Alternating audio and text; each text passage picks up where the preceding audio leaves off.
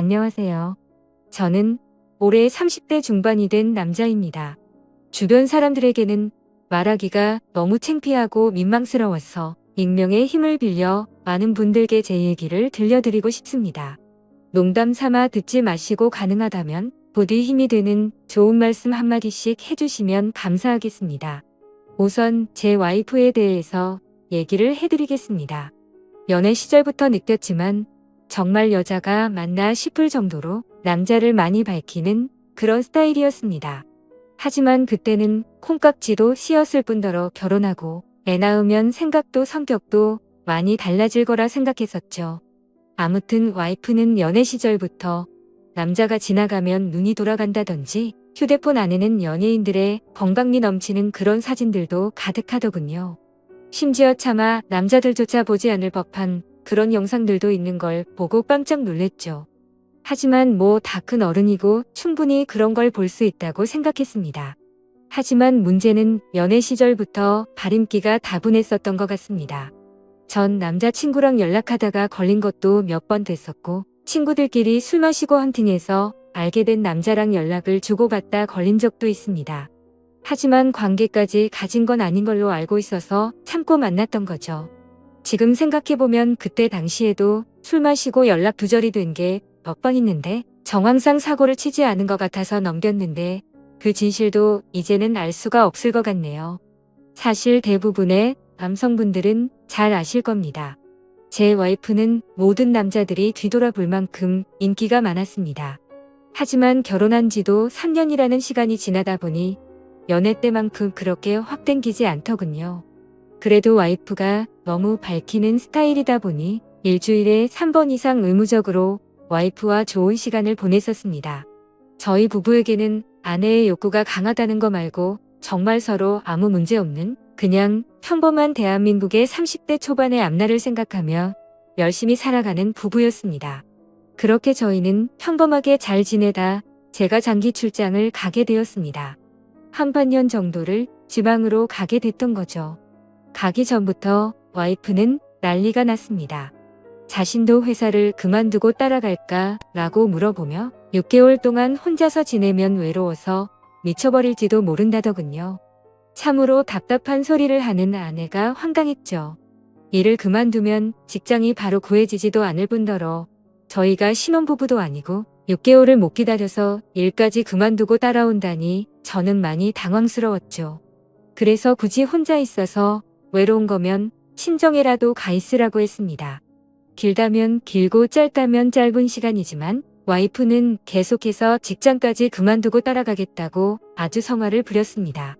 그때까지만 해도 6개월 동안 자주 보면 되겠지 무슨 문제라도 생기겠어 라는 마음으로 저는 너무 안일하게 생각했었습니다. 아니 어찌 보면 제 와이프의 실상을 알게 되어서 다행이라면 다행이겠네요.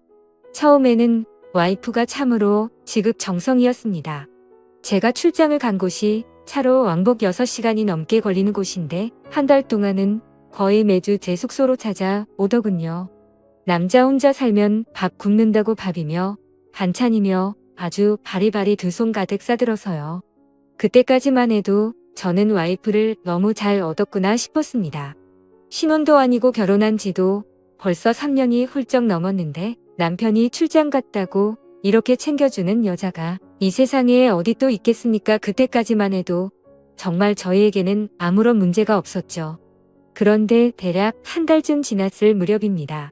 그렇게 지극정성이던 와이프가 전화도 잘 받지 않고 콧배기도 안 비추더군요. 사실 섭섭하기도 했지만 와이프가 집에서 노는 사람도 아니고 본인도 직장을 다니는 사람이니까 피곤해서 그런가 보다 생각했죠. 반년이라는 시간은 금방 지나갔고 저는 지방 출장을 모두 마치고 다시 서울로 복귀를 했습니다. 와이프는 집에 온 저를 보자마자 고생했다며 보고 싶은 거 참느라 죽는 줄 알았다면서 달려오더군요. 그러면서 얼른 빨리 씻고 오라며 콧소리를 내면서 애교를 부렸습니다. 그런 모습에 역시 우리 와이프 달라진 게 없네 싶었고 그날 저희는 반갑게 좋은 시간을 보내게 되었습니다.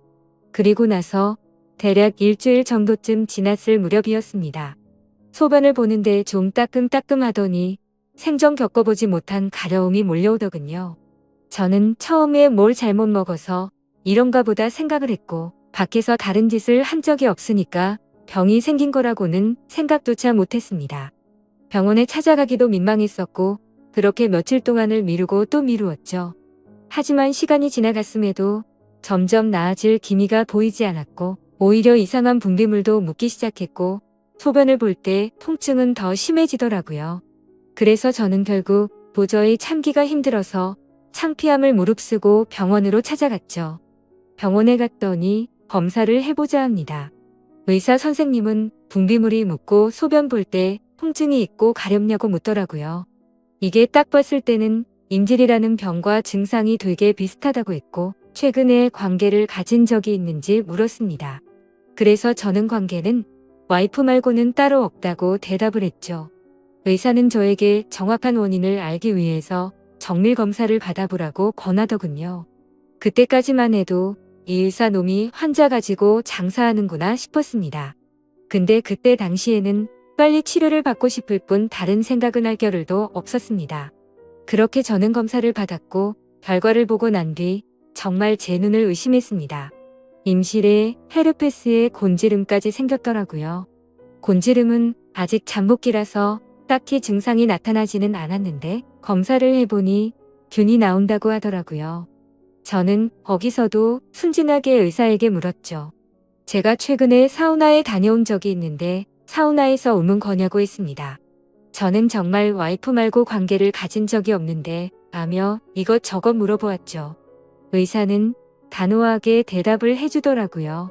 뭐 헤르페스 정도 한 가지라면 사우나나 대중시설에서 옮았을 수도 있지만 이렇게 몇 가지씩 다량으로 증상이 발현되는 건관계를 가진 것 말고는 다른 원인으로 생겼다고 보기엔 어려울 것 같다고 하더군요. 그때부터 뒤통수를 맞은 듯이 갑자기 온갖 생각이 들었습니다.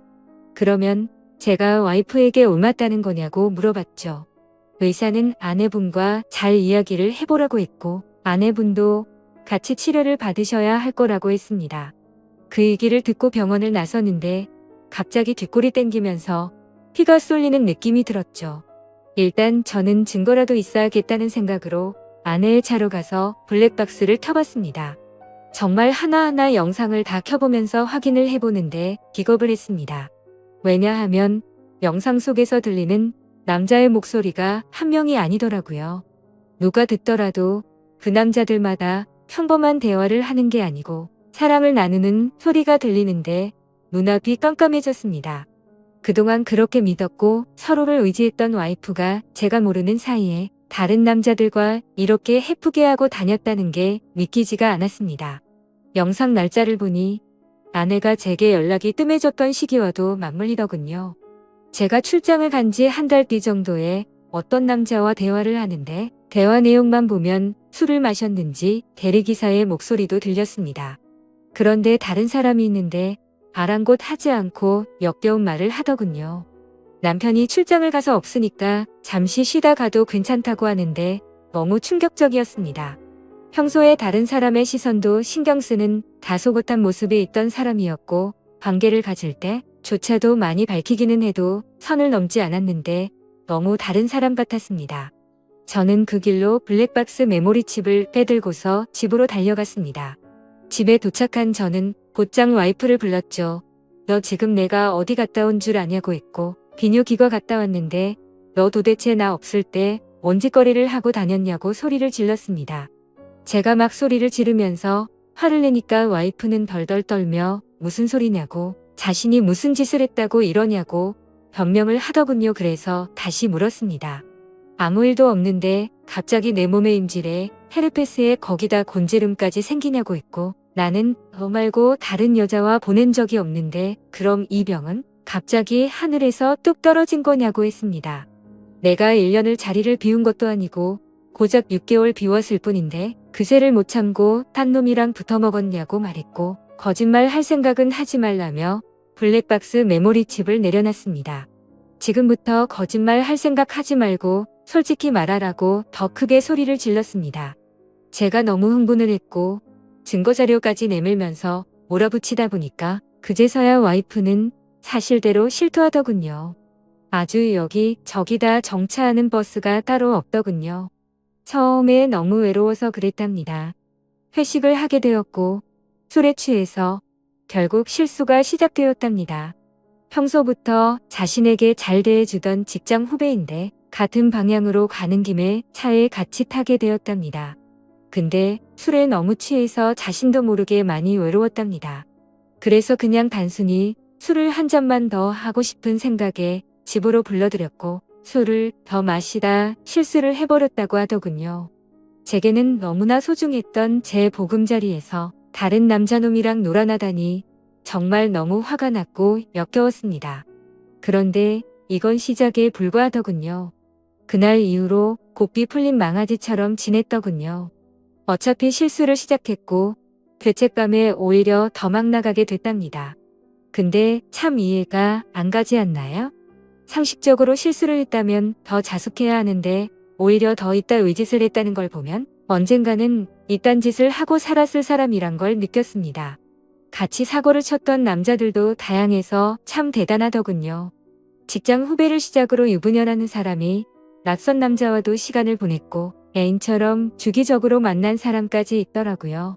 저는 당장 그놈들 연락처 다 적으라고 어떤 놈들인지 다 알아야겠다고 몇 번 했는지 또 어떤 놈인지 적으라고 했습니다. 와이프는 처음에 그걸 어떻게 다 기억하냐고 그러면서 못 적겠다고 하더군요. 정말 울컥하더군요. 그딴 짓을 해놓고서 어떻게 다 기억 못하냐면서 따졌습니다. 그럼 정 못 적겠으면 너네 친정집으로 가자고 했습니다. 지금 당장 너희 부모님 앞에서 추궁하겠다고 난리를 치니까 마지못해서 적기 시작하더군요. 참 기가 막혔습니다. 6개월이라는 짧은 기간 동안 시간을 보낸 남자가 무려 5명입니다.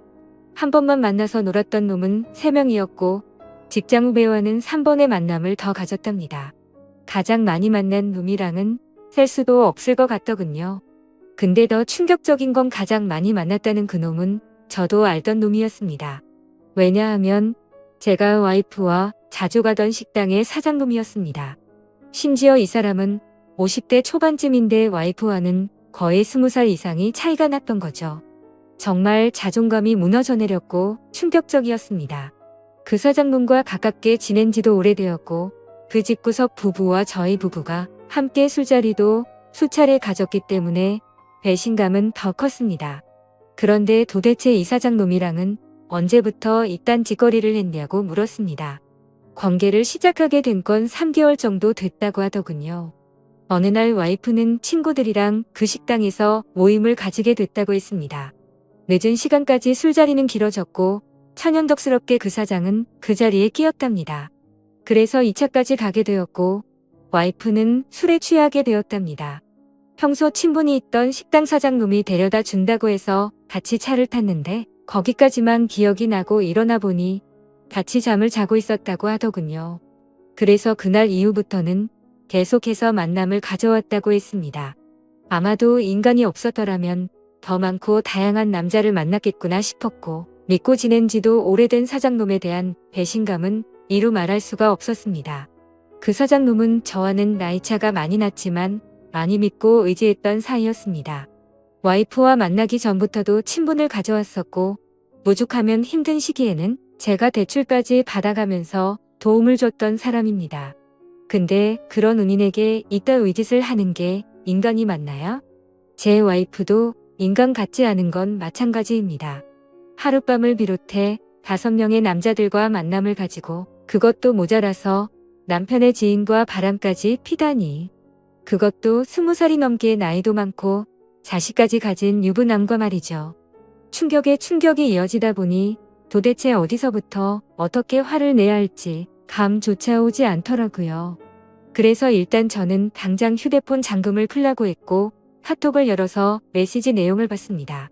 그동안의 메시지 내용은 지웠는지 오늘 날짜로 읽지 않은 메시지가 하나 와 있더군요.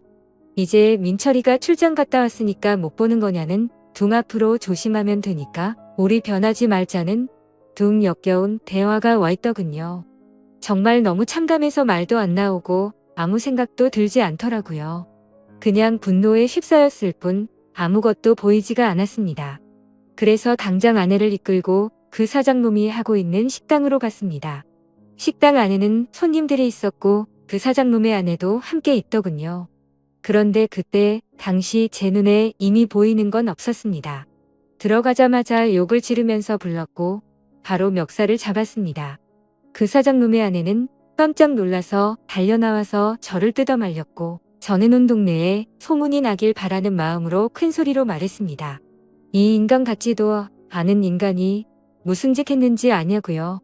제가 출장 간 사이에 제 와이프랑 바람 피우고부터 먹은 지 3개월이 됐다고 말해줬습니다. 와이프는 옆에 서서 울고 있었고 그 사장놈의 아내도 충격을 먹었는지 저보다 더 화를 내면서 남편을 밀치고 멱살 잡고 난리가 났습니다. 그 사이에 손님들은 전부 다 밖으로 나가버렸고 진짜 짐승들처럼 뒤엉켜서 순식간에 개판이 되었습니다. 다음 날에는 그 직장 후배놈도 응징하기 위해서 와이프의 회사로 찾아갔습니다. 조금은 마음이 차분해져서 깽판을 치지는 않았고 다이렉트로 회사 대표와 만났습니다. 내 와이프가 여기 직장 동료랑 바람을 폈다. 딴 거 다 필요 없고 그 사람 자르라고 했습니다. 안 그러면 더 이상 어떤 꼴 날지 모른다고 하니까 바로 알겠다면서 죄송하다고 하더군요. 당연히 와이프도 이 회사에서 그냥 내보내라고 했습니다. 그딴 인간들 여기 둬봤자 여기에 도움될 거 없을 거니까 알아서 하라고 했죠. 와이프와는 이혼을 해야겠다는 생각으로 당분간 얼굴도 마주치지 말자고 했고 집에서 내쫓아버렸습니다. 저 또한 맨정신으로 버틸 수가 없어서 회사에는 잘 얘기해서 휴가를 냈고 며칠 동안 집에 박혀서 술만 마시고 있었습니다. 옛날 생각도 나고 어떻게 이렇게 됐는지 웃다 울다 사람이 미쳐가는 게 한순간이더군요. 그렇게 3일 정도 지났을 무렵 그 사장님에게서 메시지가 왔습니다. 저에게 사과를 해도 모자를 파네 오히려 뻔뻔하게 욕을 하더라고요. 조용히 일 처리를 하면 되지 굳이 그렇게까지 해야 했냐면서요. 본인도 이혼 소송 진행 중이고 가게도 문을 닫게 됐다면서 징징거리는데 본인이 일을 저질러 놓고 저더러 어쩌라는 건지 역겹고 짜증이 나서 저도 같이 싸웠습니다. 저는 너 같은 인간 말종이랑 말 섞기 싫으니까 헛소리 그만하라고 말했고 그동안 내가 너한테 빌려줬던 돈을 이번 주 내로 당장 다 갚으라고 했습니다. 그러니까 돈 없다면서 배째라고 말하더군요. 나이 50이 넘어서도 이따위 짓을 하는데 어떻게 이런 인간이랑 연락을 해오며 살았을까 제 스스로에게도 화가 났습니다. 그때부터 이 인간 같지도 않은 놈이 저를 약올리기 위해서 비아냥거리기 시작하더군요. 제 와이프가 이렇게 해줬다 저렇게 해줬다부터 시작해서 또다시 저는 충격적인 얘기를 듣게 되었습니다. 참 파고 또 파도 끝이 없었네요. 너도 내 덕분에 이혼하게 된 걸 다행으로 알라면서 말하는데 지 친구 놈과 셋이서도 어울렸다고 말하더군요. 진짜 이런 인간이었나 싶고 사람의 이중성에 환멸을 느꼈습니다. 와이프와 저는 연애 시절부터 결혼까지 거의 6년이란 시간을 함께 했습니다. 제가 알던 와이프가 맞나 싶을 정도로 또다시 큰 충격을 받았습니다. 이런 게 현실적으로 있을 수 있는 일인가 싶었습니다.